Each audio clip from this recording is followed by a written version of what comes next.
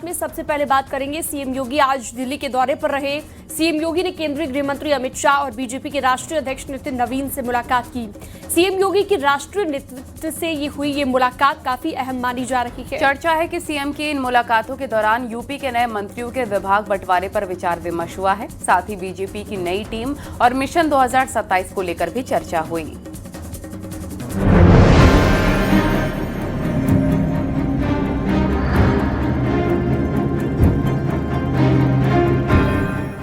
मुख्यमंत्री योगी आदित्यनाथ ने दिल्ली पहुंचकर केंद्रीय गृह मंत्री अमित शाह और बीजेपी अध्यक्ष नितिन नवीन से मुलाकात की।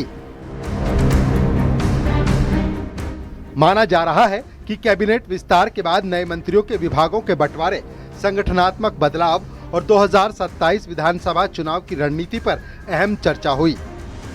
मुख्यमंत्री ने विभागों के बंटवारों को लेकर विचार विमर्श किया। दरअसल 4 दिन कैबिनेट विस्तार के हो गए हैं। जो नए चेहरे मंत्रिमंडल में शामिल किए गए हैं उनको अभी विभागों का दायित्व नहीं सौंपा गया है। इसको लेकर आज विचार विमर्श हुआ है। मुख्यमंत्री ने सबसे पहले केंद्रीय गृह मंत्री अमित शाह से उनके आवास पर मुलाकात की। दोनों नेताओं के बीच करीब 50 मिनट तक बंद कमरे में चर्चा हुई। इस मुलाकात को बेहद अहम माना जा रहा है क्योंकि हाल ही में हुए यूपी कैबिनेट विस्तार के बाद ये पहली बड़ी बैठक थी। इसके बाद सीएम योगी ने नितिन नवीन से मुलाकात की। नितिन नवीन से सीएम योगी ने करीब 1 घंटे तक बंद कमरे में चर्चा की। 10 मई को योगी सरकार में 6 नए मंत्रियों को शामिल किया गया था, जबकि 2 मंत्रियों को प्रमोशन देकर स्वतंत्र प्रभार सौंपा गया। इतने दिन बीत जाने के बावजूद नए मंत्रियों को विभाग नहीं दिए गए हैं। राजनीतिक गलियारों में चर्चा है कि मुख्यमंत्री ने दिल्ली पहुंचकर इसी मुद्दे पर शीर्ष नेतृत्व से राय मशविरा किया। माना जा रहा है कि विभागों के बंटवारे में कई स्तरों पर संतुलन साधने की कोशिश चल रही है। मिशन 2027 को धार दिया जा सके, उसकी रणनीति को तेज किया जा सके, इसको लेकर दोनों नेताओं ने मंथन किया। साथ ही उत्तर प्रदेश में बीजेपी की नई टीम को लेकर भी दोनों नेताओं ने विचार साझा किए। वीडियो जर्नलिस्ट जगदीश गौतम के साथ संदीप पांडे, न्यूज 18 दिल्ली। और प्रधानमंत्री मोदी की अपील के बाद सीएम योगी ने भी अफसरों और मंत्रियों के लिए बचत को लेकर अपील की थी, जिसका असर भी दिखने लगा है। योगी सरकार में कई मंत्रियों ने काफिले में गाड़ियों की भारी कटौती कर दी है। मंत्री और अधिकारी भी सरकारी बस, ई रिक्शा और साइकिल से अब अपने दफ्तरों को जाते दिखाई दिए। इसी से जुड़ी एक रिपोर्ट आपको दिखाते हैं।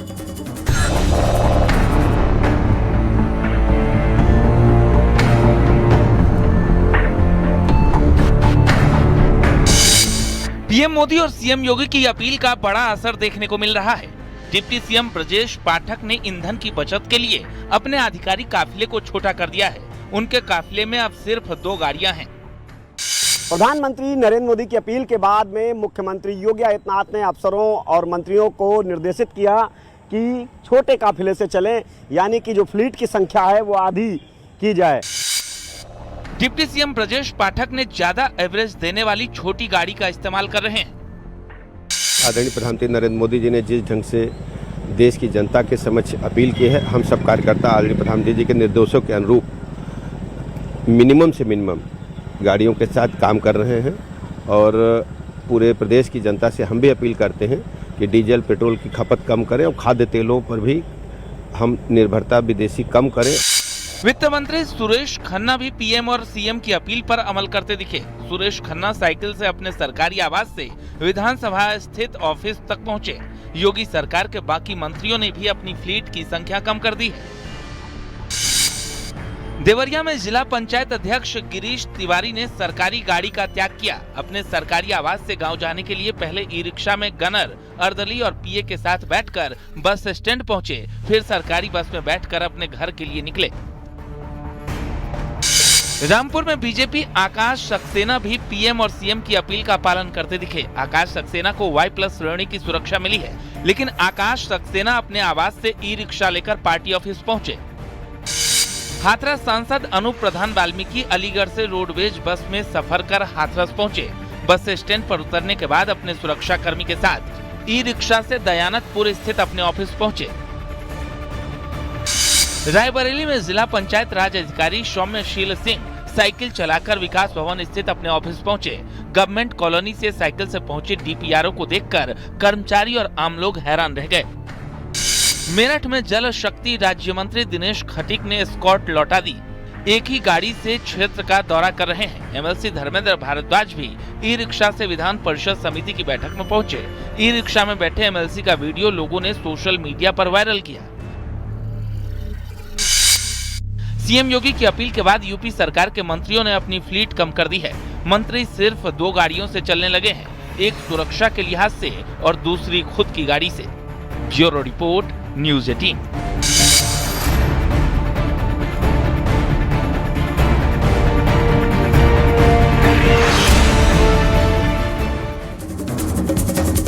बीजेपी सांसद संबित पात्रा ने राहुल गांधी पर बड़ा हमला बोला। उन्होंने दावा किया कि राहुल गांधी ने बीते 22 साल में 54 बार विदेश यात्रा की, जिसमें 60 करोड़ रुपए खर्च हुए, जबकि उनकी आमदनी केवल 11 करोड़ रुपए रही। ऐसे में उनके दौरों की फंडिंग किसने की? वहीं कांग्रेस के जयराम रमेश ने संबित पात्रा के राहुल गांधी पर लगाए गए आरोपों पर पलटवार किया। कांग्रेस नेता जयराम रमेश ने बीजेपी को आरोपों को मनगढ़ंत बताया है।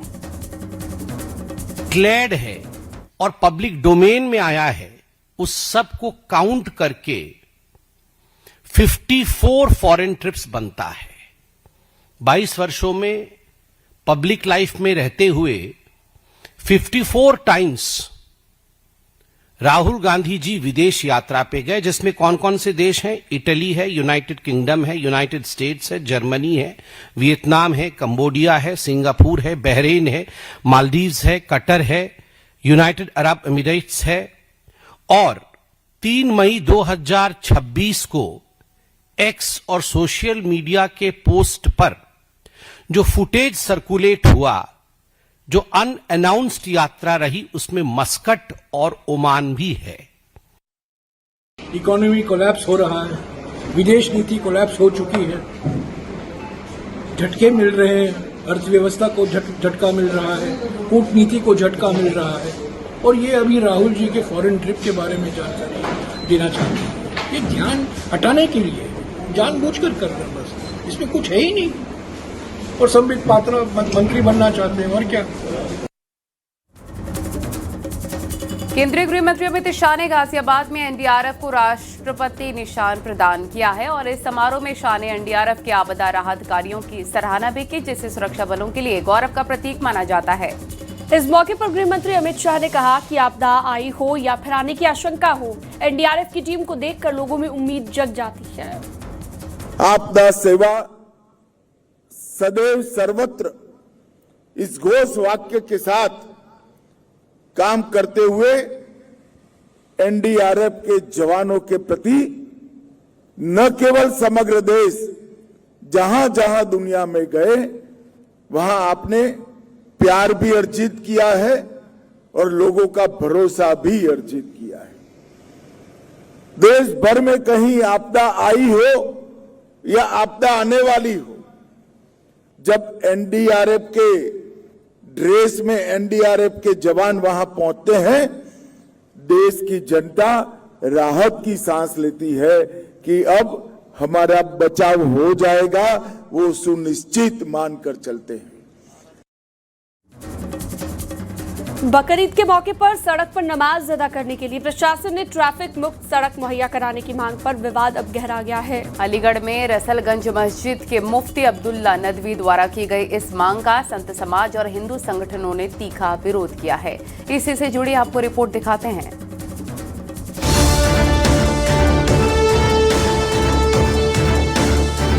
अलीगढ़ में बकरीद की नमाज के लिए शासन प्रशासन से ट्रैफिक मुक्त सड़क मुहैया कराने की मौलाना की मांग पर संत समाज में आक्रोश है।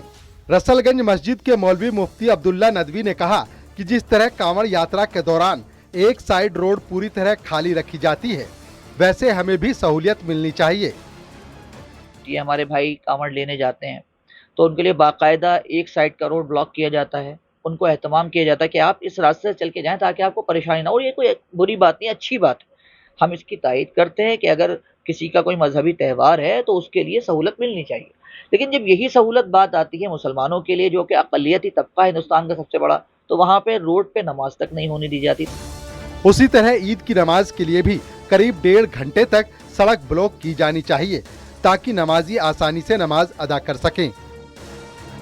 कम से कम ईदगाह वाला रोड जो है वो 1.5 घंटे के लिए नमाज के लिए पूरा जो है ईद उल अज़हा की नमाज उस पर कराई जाए, ताकि हमें वाकई एहसास हो कि सबका साथ, सबका विकास, सबका विश्वास ये जुमला नहीं है, बल्कि हकीकत में ये ज़मीनी स्तर पे हुकूमत इसको लागू कर रही है। अलीगढ़ में ईद उल अजहा की नमाज के लिए ट्रैफिक मुक्त सड़क की मांग को लेकर सियासत और बयानबाजी तेज हो गई है। मुफ्ती अब्दुल्ला नदवी की मांग पर अयोध्या के संत समाज ने ऐतराज जताया है। देखिए, मौलानाओं का तो क्या कहना है। मौलाना उत्तर प्रदेश के अब राइट टाइम है, क्योंकि पूज्य योगी आदित्यनाथ जी महाराज की सरकार है। आपने देखा होगा पूर्ववर्ती सरकार किस प्रकार से भेदभाव करती थी। इस सरकार में किसी भी प्रकार से कोई भेदभाव नहीं है। फिर भी अगर कोई ये कहे कि हमारे साथ भेदभाव हो रहा है तो समझ लो वो शुद्ध रूप से समाज में सामंजस्य और एकता नहीं चाहता है। देखिए, मौलाना अब्दुल्ला का जो यह बयान है, यह आतंकी सोच का परिचायक है। कांवड़ियों के लिए रोड खाली नहीं कराई जाती है, कांवड़िया चलते हैं उस पर। कांवड़िया उसमें बैठ करके हनुमान चालीसा नहीं पढ़ते हैं। कांवड़िया बैठ करके वहाँ जो है तो रुद्राभिषेक नहीं करते रोड में, और वो सिर्फ रोड चलने के लिए चलती है। तो चलने के लिए तो इनको भी नहीं मना किया गया है। मौलाना ने शासन प्रशासन से अपील की है कि नमाजियों की सुविधा के लिए प्रशासन को विशेष इंतजाम करने चाहिए, जिसे लेकर संत समाज ने भी पलटवार किया है। Bureau report, news 18, UP Uttarakhand.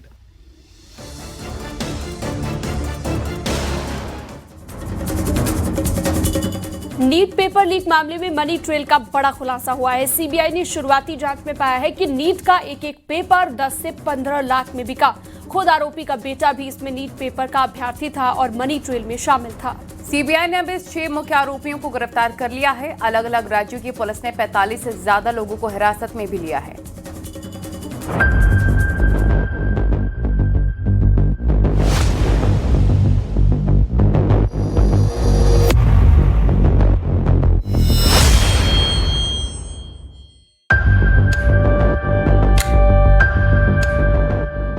NEET paper leak case में सीबीआई ने मनी ट्रेल जांच शुरू कर दी है। अभी तक की जांच में कई बड़े खुलासे हुए हैं। आरोपियों और अभ्यर्थियों के बीच 10 लाख रुपए की मनी ट्रेल का खुलासा हुआ है। आरोपियों ने छात्रों को दावा किया था कि असली परीक्षा के 180 में से करीब 150 सवाल उनके दिए मॉक पेपर से मैच करेंगे। सीबीआई सूत्रों के मुताबिक पेपर मैच होने की पुष्टि से पहले 30,000 रुपए एडवांस किए जाने के भी सबूत मिले हैं, जिनकी ऑनलाइन पेमेंट की गई। दिनेश का बेटा, जो खुद नीट अभ्यर्थी है, कथित तौर पर पहले से पेपर आने की जानकारी रखता था। सूत्रों के मुताबिक दिनेश के बेटे ने संभावित लाभार्थियों को जोड़ने और पैसे रिकवर करने के लिए व्हाट्सएप ग्रुप बनाया था। राजस्थान से गिरफ्तार नीट केस में आरोपी मांगीलाल और दिनेश बिमवाल की नई तस्वीर सामने आई है। इस तस्वीर में मांगीलाल और उसका भाई दिनेश बिमवाल राजस्थान के शिक्षा मंत्री मदन दिलावर के साथ नजर आ रहे हैं। आरोपी मांगीलाल और दिनेश के परिवार से पिछले साल 5 बच्चे डॉक्टर बने हैं। नीट यूजी की 2025 की परीक्षा में मांगीलाल के परिवार से 5 लोगों का चयन हुआ। इसमें मांगीलाल का एक बेटा, उसके भाई की एक बेटी और बहन की 2 बेटियां शामिल हैं। आरोपी की पत्नी ने पेपर खरीदने या बेचने के आरोपों से इनकार किया है। कहा गया आरोप ये है कि आपके पति ने पेपर जो खरीदा था पेपर माफियाओं से, आपके बच्चे को दिया उन्होंने, बच्चे ने परीक्षा दी उससे। नहीं, ये कोई नहीं है। मैं पढ़ाने वाली, मेरे बच्चे को मैं हूँ ना ध्यान रखने वाली। किसी का कहने का क्या है। आप सिक्कर में साथ में ही थे? हाँ, साथ में रहती थी। मेरे बच्चों को पढ़ाने में मैं ही तो हूँ। ऐसे कुछ भी नहीं है सर, ऐसे कुछ भी। आपके बच्चों ने नहीं, पति ने बेचा? नहीं, पति का हमारा क्या कमी है हमारे पास जो हम ऐसे पेपर बेचेंगे? कुछ ही नहीं है हमारा सर, ऐसा कुछ भी नहीं है। मैं खुद जानती हूँ इस चीज को। पिछली बार 4 बच्चों का आपके परिवार में सिलेक्शन हुआ, पढ़कर हुआ उनका? हाँ, 3-4 साल से मेहनत करा के लाए हैं हम। 3-4 साल घर छोड़ा है हमने यहाँ से पढ़ाने के लिए बच्चों को। सीबीआई ने अब तक 6 मुख्य आरोपियों को गिरफ्तार किया है। अलग अलग राज्यों की पुलिस ने 45 से ज्यादा लोगों को हिरासत में लिया है। पेपर लीक और रद्द होने के बाद नीट यूजी 2026 की परीक्षा दोबारा जून 2026 के अंतिम सप्ताह या जुलाई 2026 के पहले सप्ताह में करवा सकता है। हालांकि एनटीए ने अभी तक आधिकारिक तारीख की पुष्टि नहीं की है, लेकिन नई परीक्षा का शेड्यूल जल्द ही जारी किया जाएगा। Bureau report, news 18, UP Uttarakhand.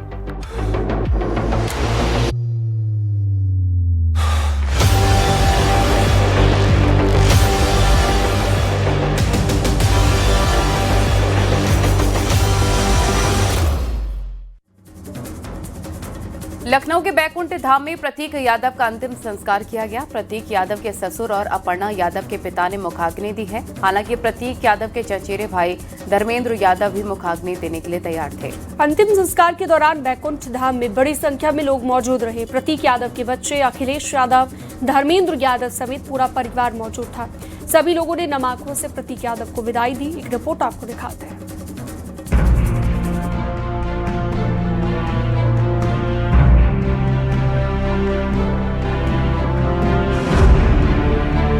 Mulayam Singh Yadav के छोटे बेटे प्रतीक यादव पंचतत्व में विलीन हो गए। उनका अंतिम संस्कार लखनऊ के बैकुंठ धाम में किया गया।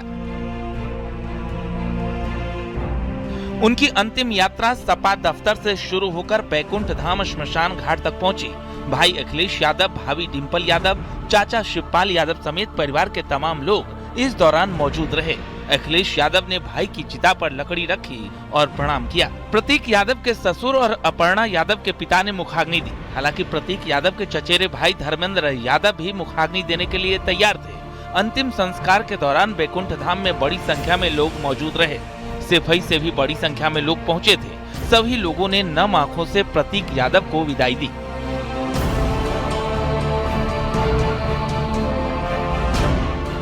लखनऊ में प्रतीक यादव के अंतिम संस्कार के दौरान भावुक पल देखने को मिला। प्रतीक यादव की छोटी बेटी के साथ अखिलेश यादव नजर आए। प्रतीक यादव की छोटी बेटी से अखिलेश यादव बात करते और दिलासा देते नजर आए। 38 साल की उम्र में प्रतीक के निधन से परिवार और समाजवादी पार्टी में दुख की लहर है। अखिलेश यादव के भाई प्रतीक यादव के अंतिम संस्कार में सरकार के मंत्री और बीजेपी नेता भी पहुंचे। डिप्टी सीएम केशव प्रसाद मौर्य, ब्रजेश पाठक भी अंतिम संस्कार में शामिल हुए। इसके अलावा कैबिनेट मंत्री ओपी राजभर, कैबिनेट मंत्री बेबी रानी मौर्य भी पहुंची थी। Bureau report, news 18।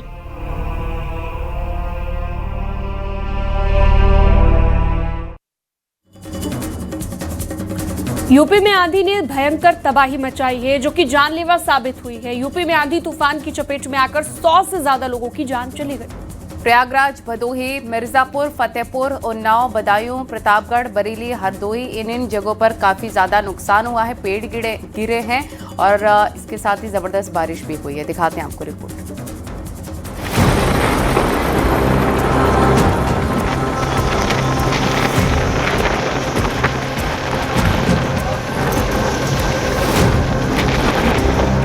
मौसम का तांडव, टूटी आफत, आंधी ने मचाई भारी तबाही। मौसम का उलटफेर जान पर भारी।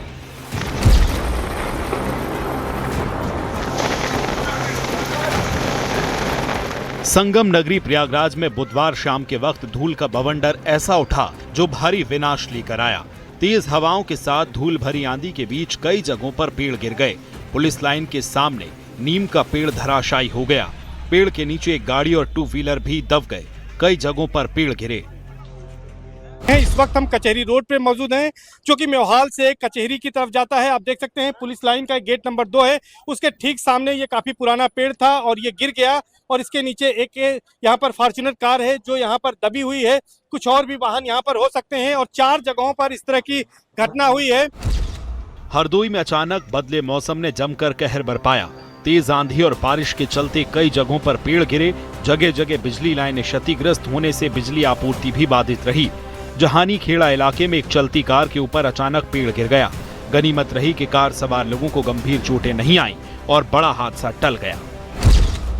अमरोहा में मौसम अचानक बिगड़ा। देखते ही देखते दिन में अंधेरा छा गया, जिसके बाद तेज आंधी ने दहशत पैदा कर दी। गाजियाबाद के मोदी नगर धूल भरी तेज आंधी के बाद अचानक जोरदार बारिश शुरू हो गई। इस दौरान बारिश के साथ बड़े बड़े ओले भी गिरे। निवाड़ी क्षेत्र में तेज आंधी और बड़े बड़े ओलों ने आम की फसल को भारी नुकसान पहुंचाया। तो ओला पड़ा है रात, हमने अपनी याद में, मेरी उम्र करीब 60 साल हो गई, आज तक इतना मोटा ओला इतनी देर तक जो पड़ा है आज तक हमने कभी नहीं देखा। इतना बड़ा नुकसान है। अब कुछ किसान तो ऐसे हैं, मैं भी उसमें हूँ, कि हमारे ज़्यादातर आम ही आम है और कोई फसल नहीं है। उन्नाव में आंधी, बारिश और ओलावृष्टि ने जमकर कहर बरपाया। आंधी के चलते 5 से ज्यादा लोगों की जान चली गई। आंधी तूफान की वजह से जगह जगह पेड़ धराशायी हो गए। शिगुपुर गांव में 70 साल के बुजुर्ग की जान चली गई। कानपुर लखनऊ रेल मार्ग के रूट पर पेड़ गिरने से रेल यातायात भी बाधित रहा। यूपी में तेज आंधी और आकाशीय बिजली से मौतों का आंकड़ा जो बढ़ा है, उस पर सीएम योगी ने संज्ञान लिया है। सीएम योगी ने राहत बचाव के कार्य में तेजी लाने के निर्देश दिए। साथ ही सीएम योगी ने 24 घंटों में मृतकों के परिजनों को मुआवजा देने की अपील भी की। अफसरों को निर्देश भी दिया है। सीएम ने कहा है कि डीएम फील्ड पर निकलकर सहायता करें, इसमें लापरवाही बिल्कुल बर्दाश्त नहीं की जाएगी। साथ ही घायलों को इलाज मुहैया कराया जाए, पीड़ितों को हर संभव मदद दी जाए। सीएम योगी ने इस तूफान में मारे गए पशुओं को लेकर भी मुआवजा देने का ऐलान किया है।